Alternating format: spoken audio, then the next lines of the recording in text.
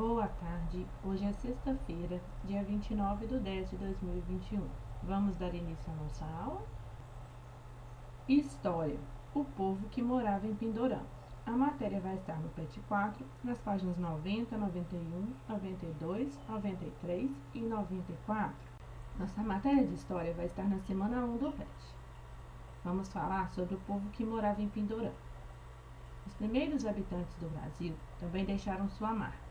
Pesquisas indicam que a presença de grupos humanos no território que hoje forma o Brasil é bastante antiga. Ela pode datar de pelo menos 20 mil anos. Historiadores e arqueólogos estudam essas populações por meio do exame de vestígios, como artefatos de caça, fósseis, peças de cerâmica, pinturas rupestres, entre outros. Os locais onde esses vestígios do passado são descobertos e avaliados são chamados sítios arqueológicos. Povos indígenas, os nativos de Pindorama. Antes da chegada dos portugueses, alguns grupos indígenas, como os tupis, chamavam esta terra de Pindorama, que significa terra das palmeiras. Até o ano de 1500, o território que hoje pertence ao Brasil era habitado por povos nativos, ou seja, povos naturais dessa terra que se formavam aqui. Eram homens, mulheres, crianças e idosos que se dividiam em diversas aldeias e etnias. Alguns desses grupos compartilharam o mesmo idioma e os mesmos hábitos e costumes. Em 1500, quando os portugueses chegaram ao território, que hoje forma o Brasil, encontraram diversos povos indígenas. Esses povos viviam em nações organizadas, cada uma com seus hábitos e sua língua. Historiadores afirmam que entre 3 milhões e 5 milhões de indígenas viviam aqui na época da chegada dos portugueses. Hoje, de acordo com o Censo Demográfico de 2010, há pouco mais de 896 mil indígenas no país. No dia 22 de abril de 1500, os portugueses chegaram pela primeira vez ao litoral da América, mais exatamente onde hoje está o município de Porto Seguro. Vieram em uma esquadra comandada por Pedro Álvares Cabral. Atividades. Número 1. De acordo com o texto, como o povo tupi, nativos da nossa terra, chamavam o que hoje chamamos de Brasil? 2. Leia as questões com atenção, coloque V se forem verdadeiras e F se forem falsas.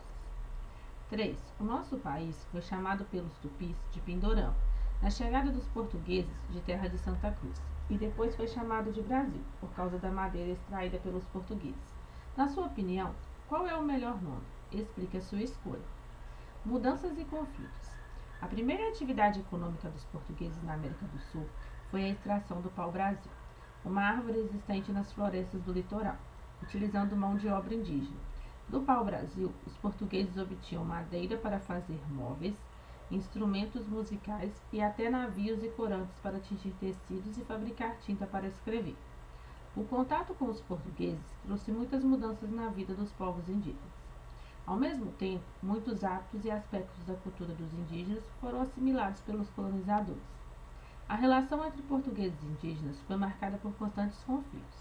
Muitos indígenas foram escravizados pelos portugueses e, de diferentes maneiras, tentaram resistir à escravidão. Milhares de indígenas adoeceram e morreram ao entrar em contato com doenças dos colonizadores europeus. Muitos grupos foram mortos pelos colonizadores em combates, massacres e trabalhos forçados. Outra mudança causada pela presença dos portugueses foi o deslocamento de populações indígenas do litoral para o interior. Em nossos dias, os povos indígenas que restaram estão espalhados pelo Brasil.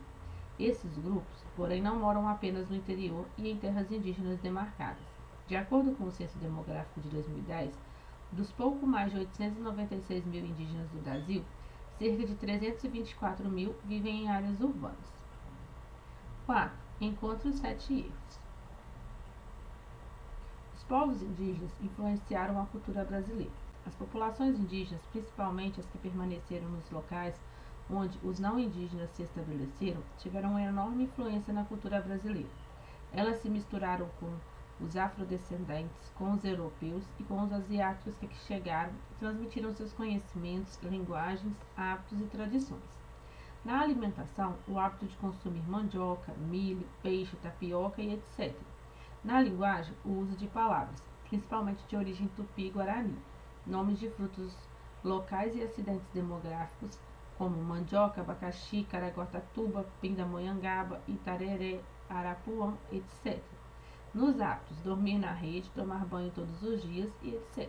Nossas atividades de hoje terminam por aqui. Até mais!